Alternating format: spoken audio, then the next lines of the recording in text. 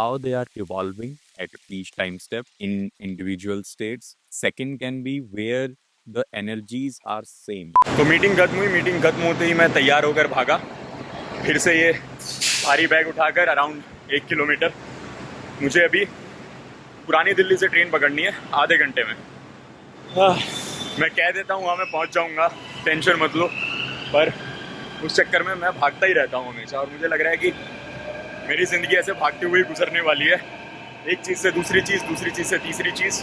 कभी मैं नोएडा जॉब करता था, हमेशा भागता हुआ पकड़ता था मेट्रो, और आज मेरे वही 11 साल पुराने स्किल्स काम आ रहे हैं। मुझे एग्जैक्टली पता है कैसे जल्दी से जल्दी आप मेट्रो तक पहुंच सकते हो और कौन सी मेट्रो कहाँ से पकड़नी है। यही अगर स्वीडन होता मेरी हालत ख़राब हो जाती इतनी जल्दी पहुंचने में। और अभी मैं क्योंकि भारत में हूँ, वो भी दिल्ली में, वो भी पुरानी दिल्ली में, तो मैं फ़ोन डाल रहा हूँ अंदर, क्योंकि यहाँ कभी भी फ़ोन हाथ से छीना जा सकता है। तो ये है कोच। मैं भागते दौड़ते पहुँच ही गया 5-10 मिनट पहले। ऑलमोस्ट एक रात की जर्नी रही। अगले दिन हमने यहाँ पे परफॉर्म किया गुजरात में, और अभी हम हैं साबरमती आश्रम, गांधी जी के आश्रम में। अभी इधर से जाएंगे एक स्ट्रीट प्ले परफॉर्म करने, फिर यहाँ से निकलेंगे घर। काफ़ी इंटरेस्टिंग चीज़ें एक्चुअली यहाँ पे। गांधी जी ने जो लेटर्स लिखे किसी और को, किसी और ने लिखे जो उनको, बट ऑब्वियसली सारी चीज़ें पढ़ी नहीं जा सकती हैं, बहुत वक्त लग जाता है। मैं सेम स्ट्रेटेजी फॉलो कर रहा हूँ जो मैं स्वीडन में करता था, बस मैं चीज़ें देख रहा हूँ, कुछ अच्छा नज़र आ जाए तो बस उसको पढ़ लिया। ज़्यादा मैं वक्त नहीं लगा रहा हूँ एक एक डिटेल पढ़ने में, उतना कभी भी टाइम मिल ही नहीं पाता। पर जगह बहुत अच्छी है, रिलैक्सिंग है, थोड़ी नदी के किनारे पे है, उस वक्त में तो और भी अच्छी रही होगी।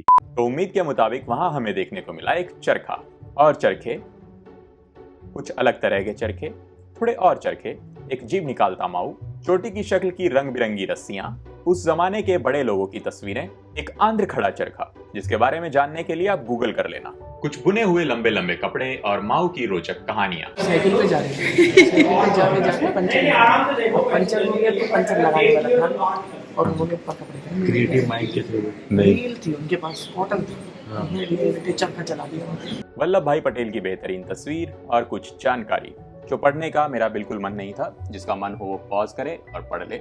गांधी जी और भगवान दास ब्रह्मचारी के बीच शाकाहार पर एक्सचेंज हुए लेटर्स, कुछ स्कूल के बच्चे मस्ती करते हुए, घास फूस से बनाया हुआ आश्रम का ऑर्गेनिक नक्शा। ये कोट इंटरेस्टिंग था, अगर खून बहाना ही है तो वो अपना ही हो, आओ बिना किसी की हत्या किए हम शांति और साहस से मरे। ये आर्टिकल्स भी मजेदार थे। कस्तूरबा को सबक सिखाने के लिए गांधी जी ने हरिजन बच्ची को गोद लिया। गांधी जी ने अपनी बहन को आश्रम से क्यों निकाल दिया। बहुत ही महान मुकदमा। गांधी जी जेल में भी उपवास की धमकी देते थे। इधर अच्छी चीज़ ये है कि मुझे ट्रांसलेट नहीं करना पड़ता, यहाँ हिंदी और इंग्लिश मुझे दोनों मिलते हैं, उसके साथ में गुजराती भी। जेल से जल्दी छूटने के लिए गांधी जी ने बीमार होने का नाटक किया। विदेशी कपड़ों का बहिष्कार सभी ने स्कूल में पढ़ा होगा। चौरी चौरा की घटना जिसकी वजह से आंदोलन वापस लेना पड़ा था। नमक सत्याग्रह भी सभी ने स्कूल में पढ़ा होगा।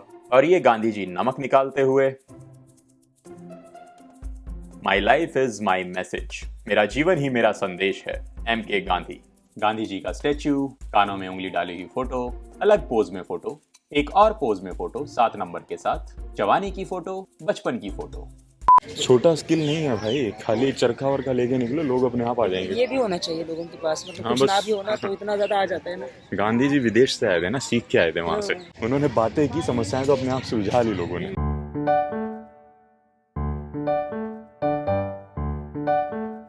ये सिंपल कॉटन है। हाँ, ये सिंपल कॉटन जो प्लांट में होता है, हाँ, उसमें से सीड्स निकाल कर और फिर उसको स्प्रेड करके एक रॉड लेके ऐसे ऐसे करेंगे ना तो पुनी बन जाती है। इसको बोलते हैं पुनी या स्लाइवर। इसकी एक्चुअल में कॉटन की प्रॉपर्टी होती है कि इसमें पतले पतले फाइबर्स होते हैं, right. When we twist it so it catches the next fibres of the cotton when we pull over.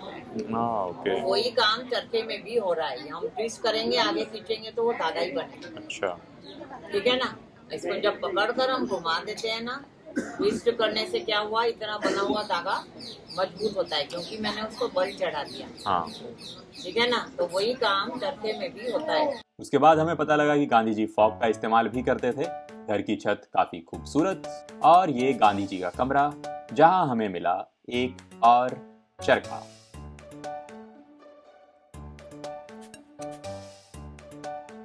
फिर हम पहुंचे एक लाइब्रेरी में जहां गांधी जी से रिलेटेड और उस वक्त की काफी सारी किताबें थी, लेकिन मैं ढूंढ रहा था ऐसी किताब जिसमें कुछ चित्र बने हों, और मुझे ऐसी एक किताब मिल भी गई। उसमें चित्र तो अच्छे बने हुए थे, लेकिन सब ब्लैक एंड व्हाइट थे, और मुझे रंगीन चित्रों वाली किताब पढ़ने में ज्यादा मजा आता है। और फाइनली इतनी बड़ी लाइब्रेरी में मैंने अपने मतलब की किताब ढूंढ ही निकाली, मोनू बंदर की रोचक कहानी। लेखक ने बहुत ही खूबसूरती से एक बंदर के जरिए हमें ये बताने की कोशिश की है कि जिंदगी में लाखों मुसीबतें आने के बाद भी आप उनसे लड़कर कैसे आगे बढ़ सकते हैं।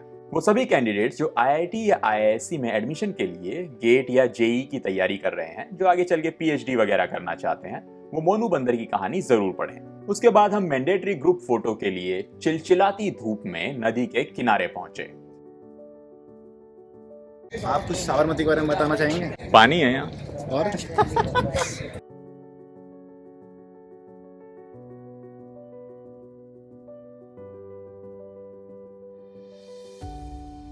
यहाँ मैं कुछ सेकंड के लिए रुकना चाहूंगा। ऐसे बहुत ही कम एक्टर्स हैं जिनको मैं अप्रिशिएट करता हूँ। सौरभ उन्हीं एक्टर्स में से एक था। मुझे बहुत ही पसंद आती थी इसकी परफॉर्मेंसेस, एकदम नेचुरल एक्ट करता था। अनफॉर्चुनेटली सौरभ अब इस दुनिया में नहीं है, लेकिन जब भी कभी हमारी अच्छे एक्टर्स से रिलेटेड बातचीत होती है, बहुत ही छोटी सी लिस्ट है जो एक्टर्स मुझे कभी पसंद आए हैं, उनमें सौरभ का नाम हमेशा रहता है और हमेशा रहेगा। तो भले ही सौरभ अब इस दुनिया में नहीं है, लेकिन मुझे इसकी परफॉर्मेंसेस हमेशा याद रहेंगी।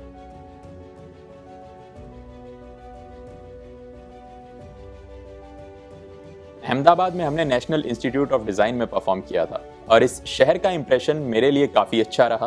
काफी क्लीन सिटी लगी मुझे, लेकिन वहां रह रहे लोग ज्यादा बेहतर जानते होंगे, क्योंकि जब हम बाहर से जाते हैं तो ऊपर ऊपर से ही देखते हैं। जिस स्टेशन से हमने ट्रेन पकड़ी वो स्टेशन भी काफी साफ था। हालांकि ये स्टेशन नया बना था, बाकी सभी स्टेशंस को देखे बिना डिसाइड तो नहीं कर सकते, लेकिन ओवरऑल मेरे लिए ये ट्रिप काफी अच्छा था।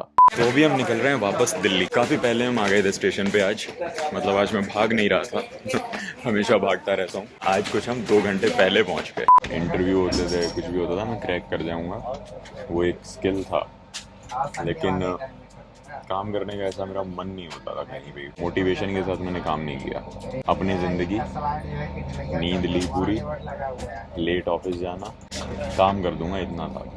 उतनी वैल्यू मैं नहीं करता था कि ये इतनी अच्छी जॉब है मेरे पास, किसी किसी को मिलती है, नहीं मिल पाती है, चाहे तुम टैलेंटेड भी हो। मैंने कुछ खास वैल्यू कभी नहीं किया। जब कटा, मतलब तब तो ये हो गया कि भाई कुछ है ही नहीं मेरे पास, ऐसे सिचुएशन हो गई थी।